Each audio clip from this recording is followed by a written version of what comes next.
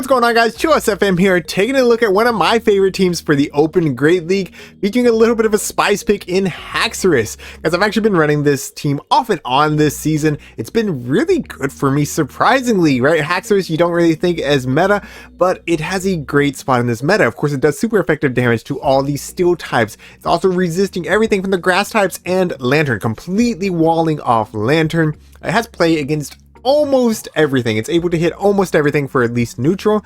And let's take a look at the rest of the team.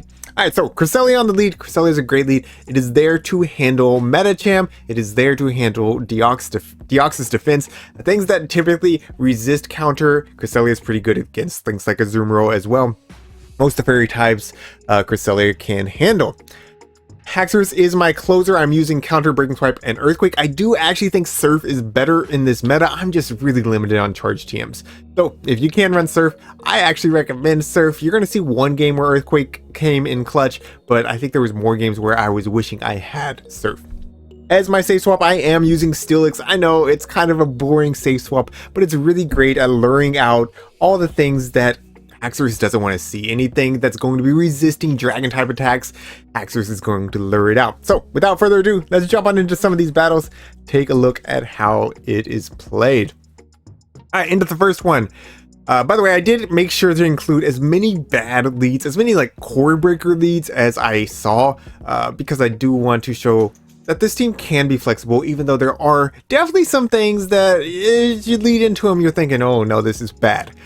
So Mandibuzz is not horrible for anything. Cresselia doesn't want to see it, and then it's really neutral into Steelix and HAXORUS. So I am going to go ahead and throw the Moonblast, and then I am able to catch on my Steelix. Lure out a Swampert, not necessarily something that HAXORUS wants to dodge, but still good to get it out of the way.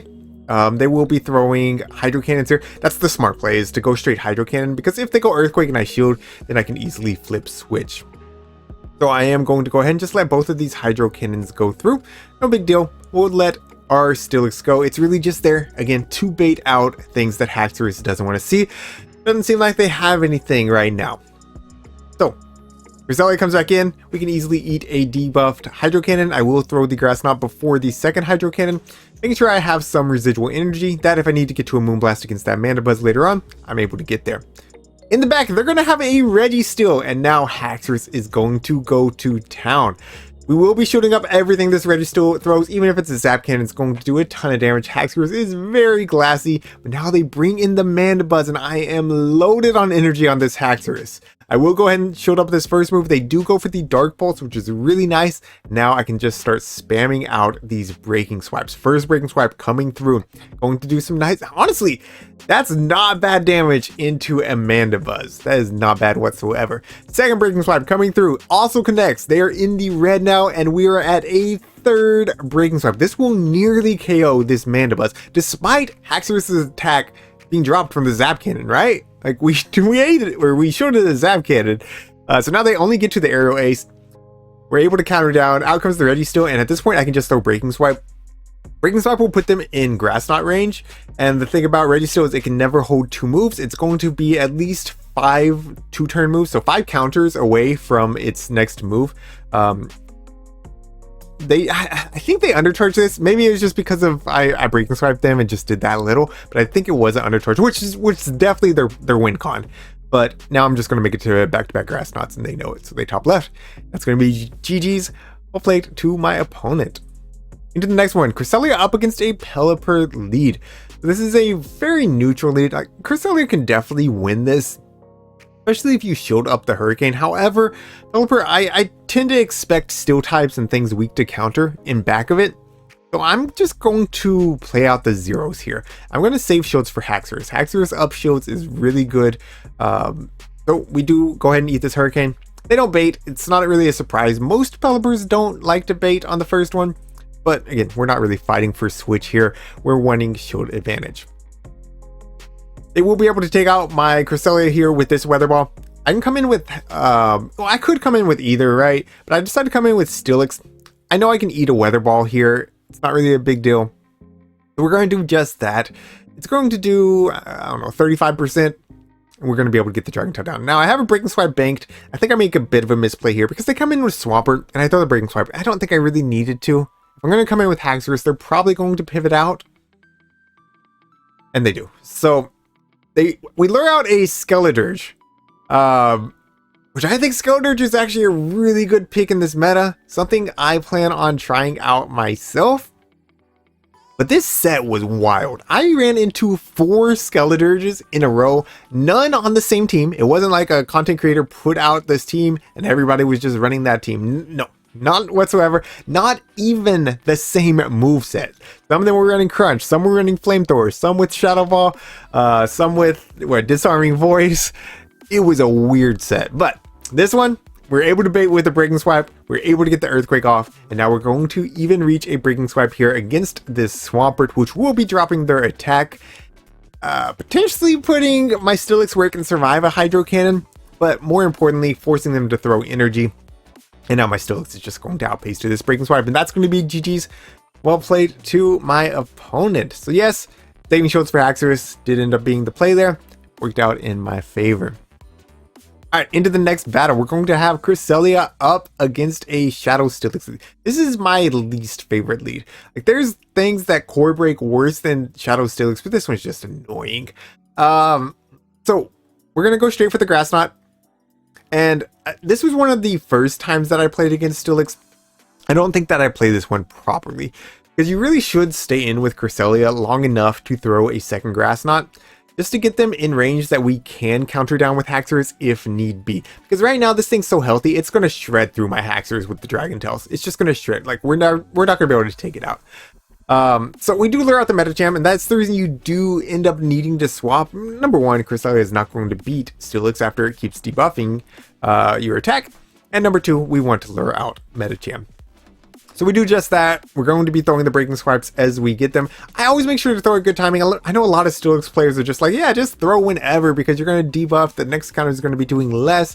But I'm a fan of taking less counters and getting more fast move pressure through. Now, maybe that last one I should have just thrown right there. But also it's good that they dumped energy, because now I don't have to worry about them like getting to Psychics, which would still hurt my Cresselia. I ended up throwing pretty quickly there. Definitely could have overfarmed a little bit more. Now I am going to make it to this next Grass Knot. Is this going to get shielded? It does not, and that is beautiful. That is everything that I needed. Since I didn't stay in and play that properly at the beginning, my opponent's opening a door for me right here. We're going to eat the Breaking Swipe, come in with HAXORUS. In the back is going to be a Surfetch, and we are going to have the energy lead here. So we're going to be able to get off this Breaking Swipe. This will be for sure grabbing a shield, and now they're going to be throwing their attack just before I'm at the next Breaking Swipe. I am going to shield this up. My only win con, I still have only one win con, is them shielding this next Breaking Swipe and then getting a Psycho Cut down with Cresselia. We do grab the shield, which is beautiful. Can I get the Psycho Cut down? They are going to be throwing energy right here, and I'm just praying they don't get the boost. And they get the boost. And look at this. It's perfect. They barely get the counter down because of the boost. So they end up taking that game. We made it close despite it being a bad lead. Again, like some small things that I definitely could have done better there, though. All right, Stable Eye lead. Definitely a core breaker, right? It's going to be resisting counters from HAXORUS, double resisting Psycho Cuts from Cresselia, and doing super effective damage into Cresselia the entire time. So Steelix is really my only answer. Why would I come in with it? Well, because almost everything, when you bring in Steelix, they are always going to want to stay in and throw their first charge move, because a lot of Steelix users are going to shield that first charge move. I'm not going to fall for that. I don't care about protecting my Steelix that much. My Steelix is here again to lure out things HAXORUS doesn't want to see. If I can grab a shield, great. If I can get switch in games that I need switch, great. 9 times out of 10, I'm not shielding this thing. It's just here as bait to lure out things that HAXORUS does not want to see. One of them right here, Gligar. By the way, Cresselia can win against Gligar. You need to land one Grass Knot and one Moonblast in the one shield. I think you go straight Grass Knot in the 2s and straight Grass Knot in the 0s. I could be wrong about that though. Anyways, we're going to farm up to 100 energy right here. We're going to throw this Grass Knot. I try to undercharge it. We're not going to, yeah, it's just too low. Stable Eye comes back in. We're going to go straight for the Moonblast. No reason to bait. Moonblast should be enough to take out from here, thanks to the Dragon Tail damage, or very close, from Steelix. So we do pull a shield. Now I am trusting in Cresselia here. Please survive this and please get to the Moonblast. Well, we survive it, but we're not going to get the Moonblast. So we are going to throw the Grass Knot, hoping that they weren't counting perfectly, but they were. So they do let that go through. Hoping, really praying that this thing is in counter down range. They're going to need 5 more Shadow Claws to their next foul play. I have to shield up everything, and I'm hoping that HAXORUS up energy can win against what's in back. Unfortunately, we're not going to get the counter down on the 5th Shadow Claw. We are going to throw this Breaking Swipe, and they burn their final shield, telling me they are super weak to HAXORUS in the back. We're of course going to have to shield up this next foul play. In the back, it's going to be a Lantern. We are going to throw 6 counters and then the Earthquake, and we are praying. We are praying that this Earthquake non-stab, that's enough to take out the bulky Lantern. And yes, Lantern, get out of here. We're going to counter down the Sableye, and that's going to be GG's. Well played to my opponent. I told y'all there was going to be one game that we really wanted Earthquake, and yeah, that's it right there. Because of, if we went straight Breaking Swipe, Thunderbolt would have been enough to take out HAXORUS before they were taken out by counters. So Earthquake, absolutely necessary right there. Alright, another Core Breaker lead with Shadow Charizard. We do not have Future Sight on our Cresselia, so we are going to have to bait with the Moonblast. We do pull shield. That's the only advantage we could really get right here. And at this point, I'm just going to let Cresselia go. I'm going to be coming in with Steelix. They're going to pivot out into a Registeel. Now, I pivot really quickly into HAXORUS. In hindsight, I could have stayed, built up a little bit of energy on my Steelix. Reason being, I'm always going to have to shield once, right? Always going to have to shield once right there. So I'm going to build up to 100 energy now, and I am going to throw the Earthquake. This will be taking out the Registeel, assuming that they don't shield, and they don't. Out comes the Charizard. We will outpace to this Breaking Swipe. Charizard very glassy, right? The Shadow version especially, but not quite enough to take out. So here's an example where having Surf, I could have gone for the Surf. Right? Surf's only one more counter over Breaking Swipe. Could have gone for the Surf and potentially taken them out. But still, we're going to get the counter down. In the back, going to be a Shadow Swampert. And now if I can make a catch here, I can win the game. So I expected them to throw one before I was at the next Breaking Swipe. They actually throw as soon as they get it. And that means I probably lose this. Unless I can go straight for the Earthquake. So right now, I'm still mad at myself for this one. Look, I'm 1 away from the Earthquake right there. I was 1 away. I would have outpaced. I'm still mad at myself for this game. I go for the Breaking Swipe because I thought that I was still 2 away from the Earthquake. No, I was 1 away. So I threw that game out the window. Definitely had a win con there. But regardless, GG's, well played to my opponent. Alright, into the next one, Umbreon lead. So I do play this the same way I play Mandibuzz. Umbreon is slightly more bulky than Mandibuzz. You're going to see the Moonblast does a little bit less. Either one can eat 2 Moonblast since Cycle Cut does basically no damage.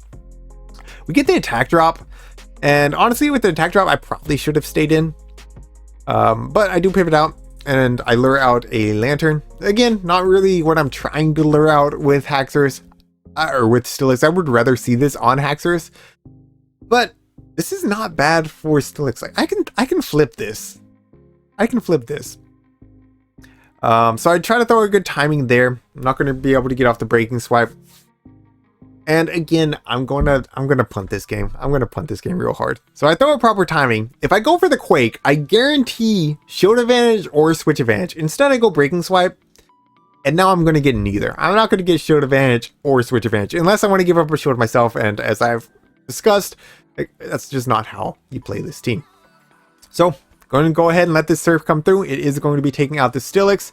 And now I'm going to get just a few Cycle Cuts here on my Cresselia. I come out with the Umbreon. I do catch a foul play. But man, that's just way too much damage. In the back, it's going to be Gligar. Again, Surf, I'd be able to hit at least for super effective here. But they actually throw immediately as well. So I wouldn't have made it to Surf. So Breaking Swipe comes through. We do get the attack drop. I'm wondering if this game is still winnable. I'm not going to top left because it still seems like there's a win con since Moonblast does hit for super effective into the Umbreon. I'm trying not to take any damage here. So I was thinking that Moonblast would be enough to take out Gligar, and it's just not. So that's a little bit, again, like, maybe I should have gone Grass Knot, gone for a Cycle Cut down. You see that Aerial Ace does basically no damage. We do leave with almost 100 energy. They are going to come in. They throw at bad timing. So I'm like, oh, you know, maybe. I need a Moonblast plus a Grass Knot. That's what I need. So we're going to go for the Moonblast here. This Moonblast is going to connect, putting them into the red. So now all I have to do is make it to 3 Grass Knots, where they make it to, what, 3 Foul Plays? And, well, I mean, maybe I survive a Foul Play still from this range. Cresselia is very bulky. Umbreon does not hit particularly hard. We're going to go for the next Grass Knot. Grabs the final shield. Meaning that if I would have thrown the Earthquake and grabbed a shield, or of course got switched, this game would have been easy.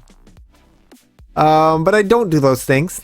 And so now Foul Play takes me out. So GG's, well played. Like, it's just little misplays that were kind of keeping me at the 2700s, right? I hit 2900 weeks ago and I fell back down. So yeah, it's just, I've just been making some little misplays. I'm not worried about hitting legend. This team, as you're seeing, like, it has play against most opponents' teams. Even things like this Shadow A Slash. You come in HAXORUS, you're gonna get, I guarantee you, if you come in HAXORUS, this is the only lead that I safe swap HAXORUS in for, you will get at least 2 counters of damage in. And with 2 counters of damage, couple Moonblast, or you know, 2 shielded Steelix can handle that A Slash. So important that you like surprise them with that damage, but it's worked out pretty well for me since I started playing that way. So here is the A Slash again. We're going to be able to outpace to this Breaking Swipe, and that's going to grab a shield. That's beautiful. A non-stat Breaking Swipe from a bulky Steelix grabbing a shield from a Steel type is a great thing. Wasn't even a bait. In the back, they're going to have a Mandibuzz. Yeah, lots of Mandibuzz right now. Lots of Mandibuzz, which I think is a great pick. It's a great pick, right? It's very bulky. It has play into almost everything. Like, there's not a ton of fairies running around right now. There are, of course, some ice types. But even like A Slash with Shadow Claw, it's not horrible against, because Ice Punch is just not that good of a move. So I am going to drop their attack a couple times with Breaking Swipes, and then I decide to come in with Cresselia. Now this Dark Pulse, not going to do too much damage. They're almost in Moonblast range, and they're going to throw again here. Now watch what they do, because this is a great play. They throw the Arrow Ace so that they can bank more energy, and then they come in with the A Slash to clear their debuff. That's super smart, and they're actually able to make it to the Joran here. However, I know for sure that Cresselia will survive this Joran, and we're even going to get the Psycho Cut down. So now I'm going to go straight for the Moonblast. I feel like baiting here is lose con, so I'm going to full send it. So we learned after we baited the last game, right? I go for the Grass. Technically, I should go Moonblast here since it does have a chance of dropping their attack. But it just doesn't matter. At this point, the game is over because we can easily tank 1 Dark Pulse and they're not at 2. So we're going to get the Dragon Tail down, and that's going to be GG's, well played to my opponent. That's going to be the final battle of today's video. So if you enjoyed today's video, a little bit of spice with the HAXORUS, let me know in the comments down below, and make sure you leave a like as well. I appreciate you all for watching, especially if you've made it all the way to the end. You're a real one. Thank you to my channel members for your support. And until next time, this is ChillisFM reminding you to always keep pushing forward.